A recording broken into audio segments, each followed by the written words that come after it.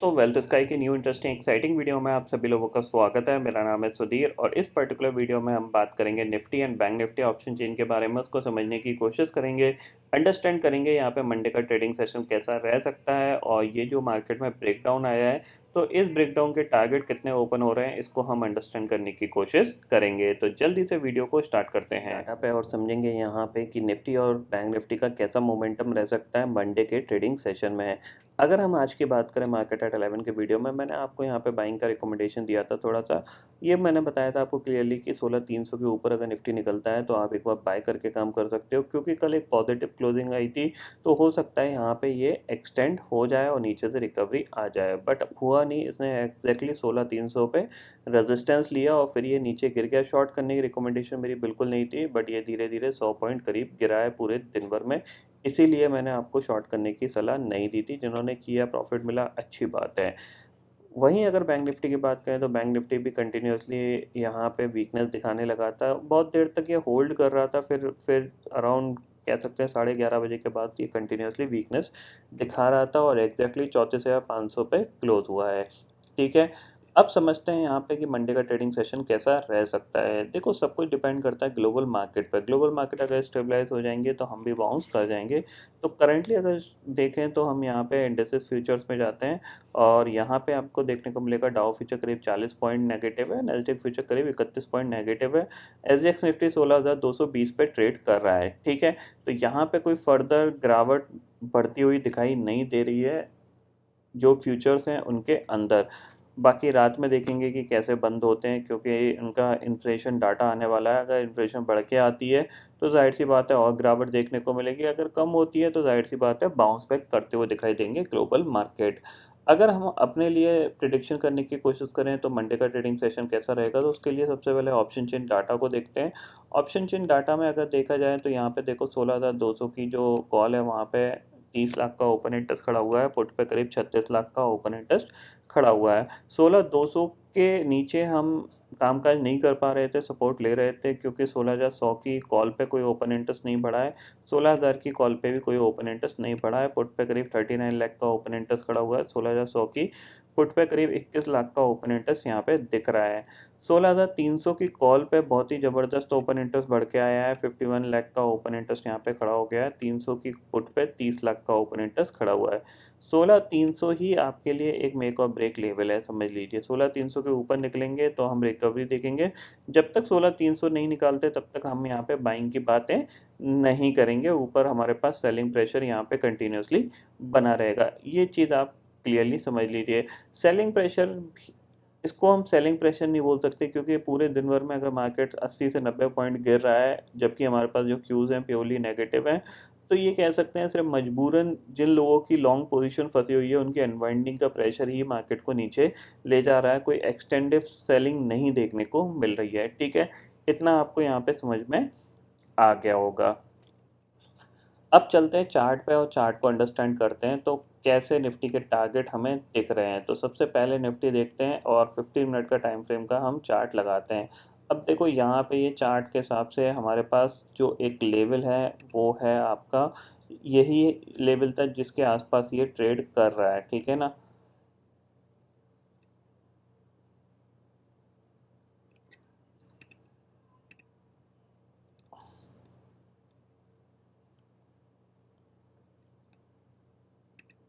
ठीक है, ये है वो लेवल जो कि है 16,150 का। ठीक है ना, ये लेवल इम्पॉर्टेंट है क्योंकि इसने इसी के आसपास से बाउंस किया था, फिर हमने ब्रेकडाउन दिया, ये आप देख सकते हो। ठीक है, यहाँ इसको डे चार्ट पे दिखाता हूँ मैं आपको तो आपको क्लियरिटी और दिखाई देगी। ठीक है, ये डे चार्ट लगाते हैं हम। ठीक है, और इस लेवल को आप यहाँ कर लीजिए। ठीक है, ये लेवल एक सपोर्ट एरिया है जिसको हम मार्क कर रहे हैं। ठीक है, लेवल ये, ठीक है, ये पर्टिकुलर जो रेंज है ये एक सपोर्ट का एरिया है। इसके आसपास हमने काफ़ी, अगर हम लास्ट टाइम भी जब गिरे थे तो हमने यहाँ पे काफ़ी ज़्यादा कंसोलिडेशन किया था, उसके बाद हमने ये ऊपर की तरफ मूव दिखाया था। तो ये अब दोबारा से आया है, अगर ये यहीं पे होल्ड करता रहता है तो हम दोबारा से बाउंस कर सकते हैं। ठीक है, और अगर इसमें ब्रेकडाउन होता है 16,150 के नीचे जाता है तो नेक्स्ट टारगेट हमारे पास क्या है, 16,000 और 16,000 के नीचे जाएगा तो फिर ये स्विंग लो एक नया टारगेट हमारे लिए बनेगा। ठीक है, इतना आपको समझ में आ गया होगा। तो अब हम इनको थोड़े छोटे चार्ट पे समझते हैं। ठीक है, 15 मिनट के टाइम फ्रेम पे लगा रहा हूँ, कौन कौन से टारगेट हमारे लिए इंपॉर्टेंट है ये चीज़ समझ लीजिए। देखो, अगर ये 16,150 का जो एरिया है, इसको 16,100, ठीक है, अगर ये ब्रेक होता है, ठीक है, तो सीधा सीधा हमारे पास जो नेक्स्ट टारगेट है वो है आपका 16,000।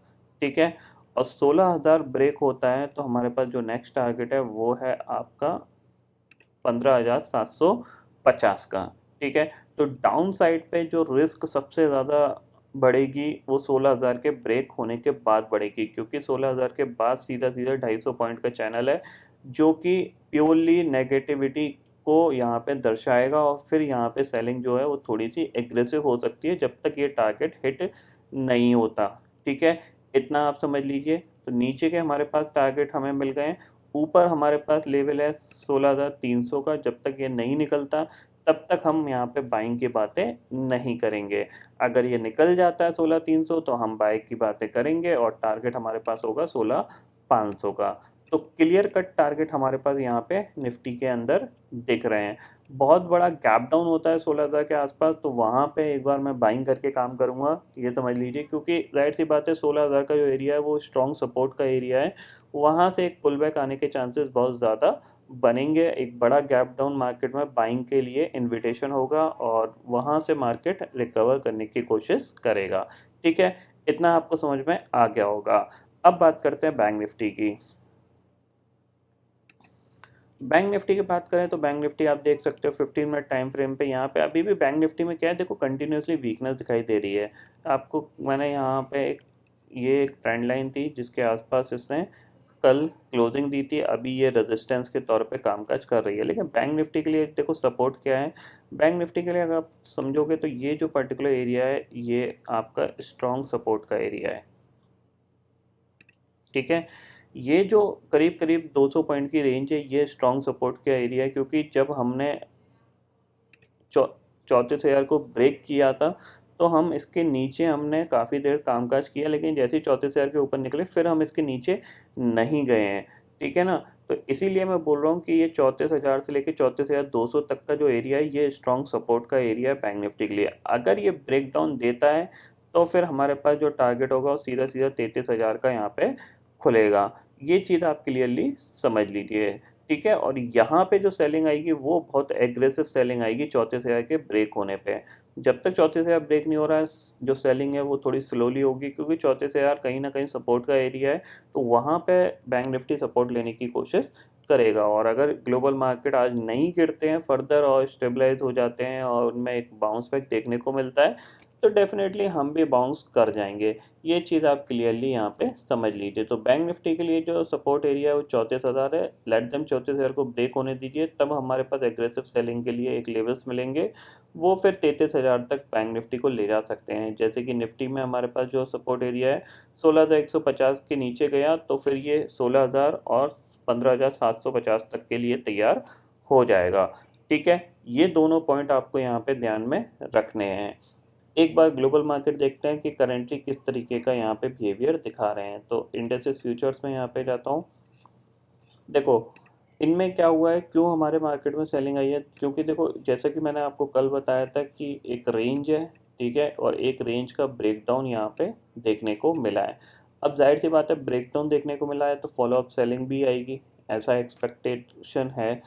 अगर फॉलोअप सेलिंग नहीं आती है और ये दोबारा से बाउंस कर जाता है, let us suppose 200-300 point bounce करके ऊपर क्लोज हो जाते हैं इसी चैनल के अंदर, यानी ये जो आपका लेवल है 32,500 इसके ऊपर क्लोज हो जाता है, तो जाहिर सी बात है फिर हम इसी चैनल के अंदर आ जाएंगे, और फिर हमारा मार्केट भी बाउंस कर सकता है और ये ऊपर की तरफ ब्रेकआउट भी दे सकते हैं, और यहाँ पे ब्रेकडाउन फेलियर का केस भी बन सकता है। तो ये न्यूज़ फ्लो की वजह से ब्रेकडाउन आया है। हो सकता है न्यूज़ पॉजिटिव हो या उतना इन्फ्लेशन डाटा ना आए जितना मार्केट एक्सपेक्ट कर रहा है। ठीक है, हो सकता है ज़्यादा भी आ जाए, अगर ज़्यादा आता है तो ये एक और बड़ी कैंडल बना सकता है यहाँ पे, अगर कम आता है तो ये बाउंस बैक करके ऊपर क्लोज दे सकता है। और 32,500 के ऊपर की क्लोजिंग आती है तो फिर ये जो ब्रेकडाउन हुआ है ये यहाँ पे फेलियर में कन्वर्ट हो सकता है, ठीक है ना। ये चीज़ आप क्लियरली समझ लीजिए। 32,500 के ऊपर की क्लोजिंग यहाँ पे दोबारा से ऊपर 33,500 तक ले जा सकती है, तो एक बाउंस बैक देखने को मिल सकता है। और अगर ये नीचे क्लोज होता है तो डेफिनेटली फिर मंडे को हमारा जो व्यू होना चाहिए वो सेलिंग की साइड ज़्यादा रहना चाहिए रैदर देन बाइंग के लिए। बाइंग के लिए मैंने ऑलरेडी आपको बता दिया, निफ्टी के अंदर जब तक आपका 16,300 नहीं निकलता तब तक आपको बाय नहीं करना है। बैंक निफ्टी में जब तक ये अपना 34,750 नहीं निकालता तब तक आपको यहाँ पे बाय नहीं करना है, क्योंकि अब क्या है देखो, अभी तक यहाँ पे ये सपोर्ट ले रहा था, ठीक है। अब क्या होगा, ये लेट अस सपोज एक्सपेक्टेशन लगाते हैं कि ये रिकवरी दिखा रहा है, ठीक है, और हमें बाय करके काम करना है। तो ये रिकवर करेगा करेगा करेगा और यहीं से ये जो सपोर्ट एरिया था यहाँ से ये दोबारा से रिवर्सल दे सकता है। इसीलिए मैं बोल रहा हूँ इसको एक बार ब्रेकआउट होने दीजिए और फिर आप बाय करने का प्लान करिएगा। ये चीज़ आप क्लियरली समझ लीजिए। मेरे को एक्सपेक्टेशन ये था कि ये आज ही के दिन में इसी के लेवल के आसपास ही ट्रेड करेगा, इसको नहीं ब्रेकडाउन देना चाहिए था, बट इसने दिया, कोई दिक्कत की बात नहीं है। स्लोली स्टडी ये धीरे धीरे नीचे गया है, तो जैसे ही मोमेंटम शिफ्ट होगा बाइंग साइड पे और ग्लोबल मार्केट थोड़े से इम्प्रूव होते हुए दिखाई देंगे तो ये तुरंत इमीडिएटली यहाँ पे बाउंस बैक करके दिखा देगा। तो ये पॉइंट आपको यहाँ पे ध्यान में रखना है। तो आई होप दोस्तों ये पर्टिकुलर डाटा आपको समझ में आ गया होगा। दोस्तों फिलहाल इस वीडियो में इतना ही है। आई होप ये वीडियो आपको पसंद आएगा। वीडियो पसंद आता है तो लाइक और शेयर जरूर करिएगा और चैनल को जो सब्सक्राइब कर लीजिए, क्योंकि मैं सुधीर लेके आता रहूँगा हर दिन आपके लिए नए नए वीडियो। इसी के साथ शुक्रिया दोस्तों, जय हिंद।